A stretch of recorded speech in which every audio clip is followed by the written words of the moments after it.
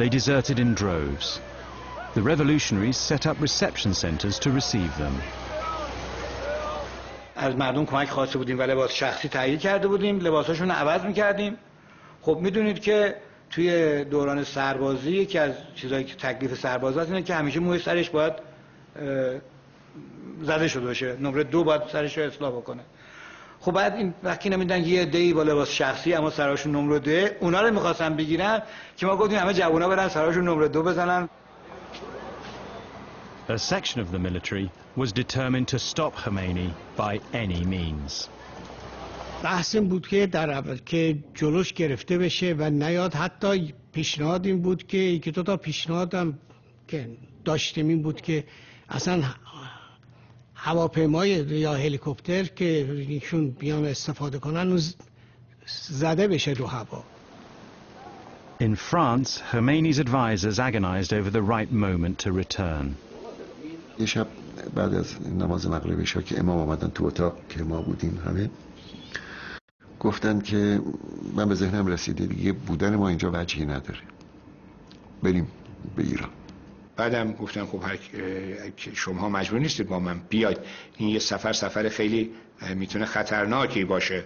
ما هم فکر میکردیم که هر چقدر تعداد خبرنگار بیشتر باشه بیمه‌ای برای اون هواپیما و اون هواپیما امن‌تر خواهد بود، چون این خطر بود که ممکن بود هواپیما رو سرنگون بکنه.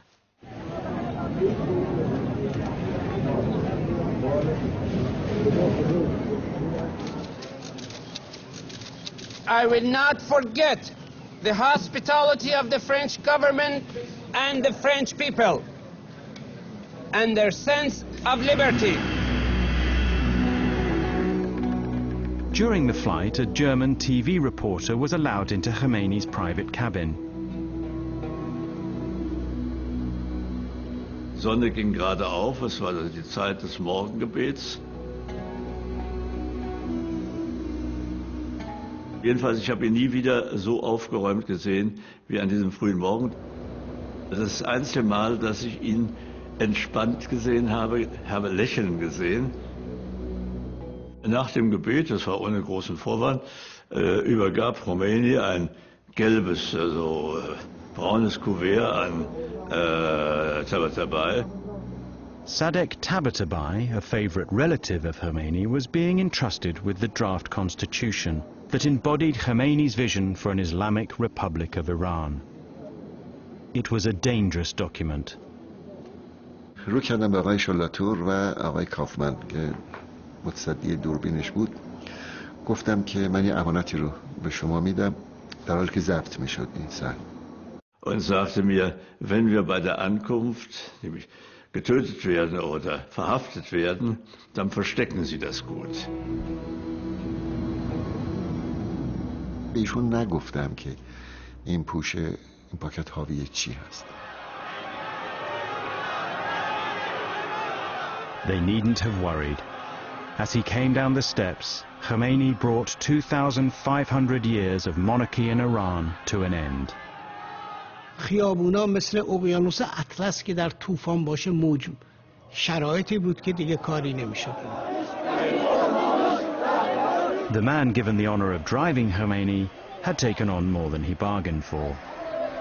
بیش از اونه که فکر می‌کردیم آدم توی سالن اومد نتونستیم کنترل بکنیم. مردم ریختن، ماشینای اسکورت و بین ما و ماشینای اسکورت حائل شدن.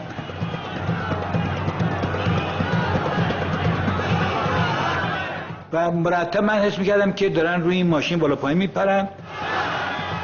از همون لحظه رانندگی عادی نبود. توی ماشین این شب تاریک میشد. امام هم اصرار داشتن که من در ماشین رو وا کنم. ایشون هیچ به در بر رفتن. خلاص من مونده بودم چیکار کنم. Khomeini's people parted the crowd so a helicopter could come and rescue him from his own followers. همچی که امام رفت تو هلیکوپتر من دیگه نفهمیدم. من دولت تعیین میکنم، من به پشتیبانی این ملت دولت تعیین میکنم من تو دهن این دولت میزنم.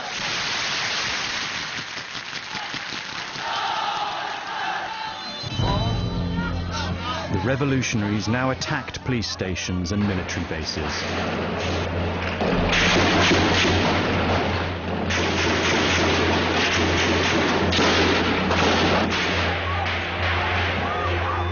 Each time they captured one, they seized more weapons.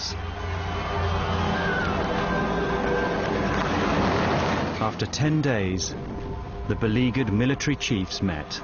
همه این وضعیت خراب رو تشریح کردن. فرد کسی چیکار کرده؟ مثلا فرمانده نیروی هوایی گفت که از رو سقف ادارهش اومده بیرون با هلیکوپتر برای اینکه تمام جاهای دیگه همطور ریختن مردم. They argued through the night. به تیمسار حاتم پیشنهاد شد که بردارن یه چیزی بنویسه که ارتش بی‌طرف بمونه. شاید بی‌طرفی ارتش باعث بشه که دیگه این سر و صدا و اینا به صورت بدتری که باعث جنگ داخلی و تقسیم مملکت اینا بشه نشه. دیگه کم کم همه تایید کردن، بعدش هم همه امضا کردن. Next morning, one of Khomeini's lieutenants took a phone call. و وقتی تلفن رو قطع کرد گفتش که ارتش اطلاعیه داده که در دعوای بین مردم و حکومت بی‌طرف خواهد بود و دستور داده شده که نیروها به پادگانها برگردند. این به معنی پیروزی انقلاب بود. همه هورا کشیدیم، شادی کردیم و تبریک گفتیم، بغل کردیم همدیگر رو. The Shah's prime minister fled the country. Many of the Shah's inner circle were summarily executed. The part that was difficult, I must say, on the nerves was getting up and look at the morning paper and to see people that you'd known for a long time just lying on a slab with bullet holes throughout their body. America feared its embassy could become a target. It reduced its staff from over 2,000 to under 100. Then the Shah asked if he could settle in America. I advised strongly against an early admission of the Shah. I'm warned that if we did, it was such a sensitive matter that there could be considerable violence, demonstrations, agitation against the United States. President Carter agreed. My presumption was that I would not let him come into the United States. I argued that he should be allowed because we treated him as an ally in good times, and I felt it was our responsibility to treat him as a former ally, but a friend in bad times.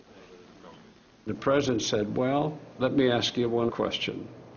If we do this, and as some fear, our employees in our embassy in Iran are taken hostage, then what will your advice be? And the room fell dead, and he said, I thought so. Meanwhile, Khomeini was fulfilling his dream. Iranians voted by referendum to make Iran an Islamic republic. The new government called for the Shah to be sent back to stand trial. Country after country refused him entry, so for months he wandered the globe. Then he appealed again to President Carter. One afternoon, I got a message that the Shah was confirmed to have terminal cancer and asked me if he could come in to New York for diagnosis and treatment. The Shah had kept his cancer secret for 4 years. His doctors had told his wife, but she too never mentioned it, even to her husband. I had a feeling that he didn't want anybody to know, and I wanted to respect his wish. That is why I never asked him. This time Carter agreed to admit the Shah. America's man in Tehran informed Foreign Minister Yazdi. He had advised strongly for months before that about the difficulty of any kind of gesture toward the Shah or his family. I was well aware of that. اونا خواستن که در چارچوب مقررات بین‌المللی ما حفاظت و امنیت سفارت امریکا